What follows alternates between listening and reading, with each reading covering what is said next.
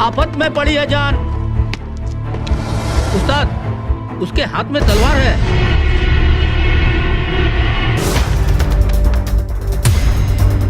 तलवार का मुकाबला पाइप से।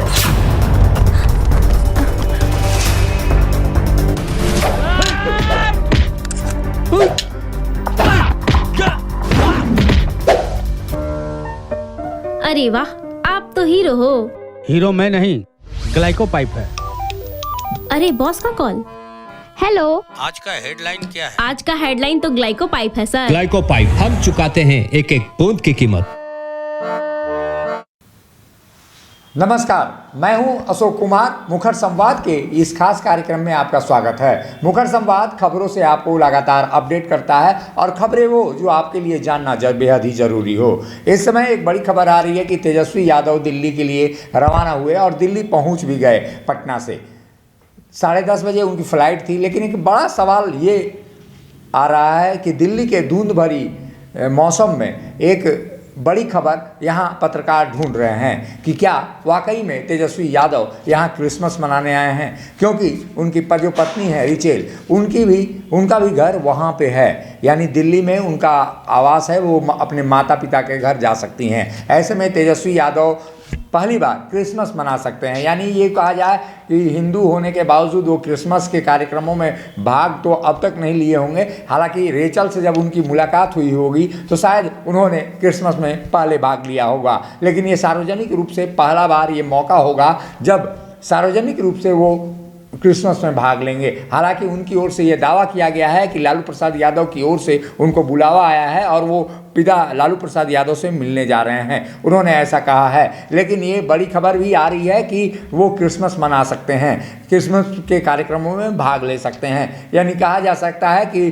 जो रिचेल जो उनकी पत्नी है, उनसे उन्होंने शादी करने के बाद ये पहली बार वो ससुराल जाएंगे और ससुराल में वो क्रिसमस मना सकते हैं। ऐसी खबरें हमारे पास आ रही है और इस खबर की मुखर संवाद पुष्टि करता है कि वो क्रिसमस के कार्यक्रम में भाग लेंगे। यानी एक तरह से कहा जाए कि वो जो उनका जो ससुराल है, जो दिल्ली में रिचेल के माता पिता रहते हैं, वहाँ पे निश्चित रूप से वो क्रिसमस का जो आयोजन होगा उसमें वो भाग लेंगे। शादी के कुछ दिनों बाद से ही लगातार वो बिहार विपक्ष के नेता होने के नाते नीतीश कुमार सरकार पर हमले कर रहे थे और ऐसे में दिल्ली स्वास्थ्य लाभ कर रहे अपने पिता लालू प्रसाद यादव की जो तबीयत है, उनकी तबीयत नासाज चल रही थी, तो ऐसे में उनका बुलावा आ सकता है, जैसा उन्होंने बयानों में कहा है। लेकिन एक बड़ी बात यहाँ पर है कि अगर वो क्रिसमस मनाते हैं तो उनका वोट बैंक कहाँ जाएगा ये देखना होगा, क्योंकि हिंदू होने के बावजूद अगर क्रिसमस वो मनाते हैं तो ऐसे में बीजेपी और जनता दल यूनाइटेड कहीं ना कहीं चुनावी मौसम में इसको भुनाने का जरूर प्रयास करेगी।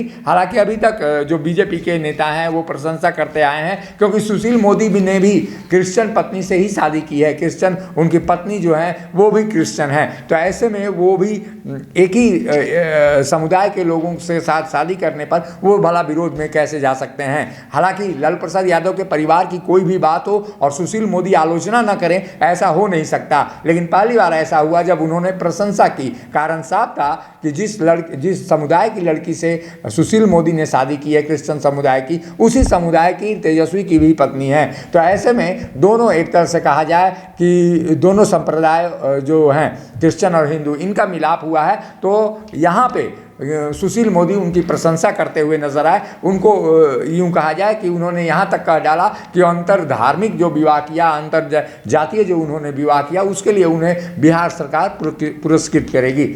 ऐसे में ये बड़ा बयान है, लेकिन ये बड़ी घटना है। जब अगर क्रिसमस वो मनाते हैं तेजस्वी यादव, तो आने वाले दिनों में बिहार की राजनीति पर क्या असर पड़ेगा ये आने वाले दिनों में पता लगेगा। लेकिन इतना ज़रूर है कि ये बड़ा विवाद आगे चलकर खड़ा होगा, क्योंकि विश्व हिंदू परिषद और तमाम जो बीजेपी के सांगठनिक इकाइयाँ हैं वो इसे मुद्दा बना सकती हैं। ऐसे में तेजस्वी की चुनावी नैया कैसे पार होगी 2024 जो 25 के चुनाव होंगे उसमें क्या कुछ नजर आएगा और किस तरह से लोकसभा चुनाव में ये मुद्दा बन सकता है बीजेपी की ओर से धार्मिक आधार पर, क्योंकि बीजेपी लगातार क्रिश्चियनिटी का विरोध करती रही है और एक तरह से कहा जाए जो इस समुदाय के लोग हैं उनका विरोध करते रही है। लेकिन लालू प्रसाद यादव ने तेजस्वी यादव की जो पत्नी रिचेल हैं उनका नामकरण राजेश्वरी कर दिया है, तो ऐसे में राजश्री उनका नाम है, तो राजश्री के नाते कितना यादव समुदाय एक्सेप्ट करेगा ये चुनाव में पता चलेगा। लेकिन इतना जरूर है कि इस बीच जो खबरें आ रही हैं कि क्रिसमस मनाने की उनकी खबर है और 2-3 दिन में वो फिर से पटना वापस आएंगे, तो क्या आने वाले दिनों में बिहार में की राजनीति में परिवर्तन होगा ये समय के साथ पता चलेगा। लेकिन इतना ज़रूर है कि अगर तेजस्वी यादव क्रिश्चियन समुदाय के इस पर्व को मनाते हैं तो आने वाले दिनों में बिहार की राजनीति में नया बखेड़ा खड़ा हो सकता है, क्योंकि क्रिश्चियन समुदाय से अगर रिचेल आ रही हैं और उसी समुदाय के जो धर्म हैं जो पर्व हैं उसको अगर फॉलो तेजस्वी यादव करते हैं तो कहीं ना कहीं यहाँ पर दिखाई देगा कि वो क्रिश्चियन समुदाय को भी एकजुट करने का प्रयास कहे या जो उनको अपनाए। अब ये कितना यादव समुदाय और तमाम हिंदू बिरादरी को पचेगा ये समय के गर्भ में है। लेकिन इतना ज़रूर है कि जिस तरह से रिचेल ने शादी करने के बाद अपनी राजनीतिक दखलंदाजी दिखाने का प्रयास किया, जिस तरह से उन्होंने पार्टी के जो दफ्तर हैं वहाँ पर जाकर उन्होंने लोगों से मिलना जुलना प्रारंभ किया था और तेजस्वी भी लगातार अपनी पत्नी से लोगों को मिलवा जुला रहे थे। और जिस तरह से उनकी राजनीतिक दिलचस्पी है, क्योंकि 2020 के चुनाव में बिहार विधानसभा चुनाव में रिचेल ने बड़ी भागीदारी निभाई थी सोशल मीडिया के माध्यम से। खुद प्रत्यक्ष रूप से वो नहीं सामने आई थी, लेकिन सोशल मीडिया से उनका लगातार ट्वीट आता था और ऐसे में उनका हस्तक्षेप यहाँ पर चुनाव में दिखाई दे रहा था। तो आने वाले दिनों में क्या होगा ये कहा नहीं जा सकता है, लेकिन तेजस्वी यादव के पटना से दिल्ली रवाना होने पर और वहाँ पहुँचने के बाद एक तरह की सरगर्मी तेज हो गई है कि अब क्या वाकई में तेजस्वी यादव क्रिसमस मनाएंगे। अगर क्रिसमस मनाएंगे तो ये बड़ी खबर होगी बिहार के लिए, क्योंकि आने वाले दिनों में बीजेपी इसे बड़ा मुद्दा भी बना सकती है।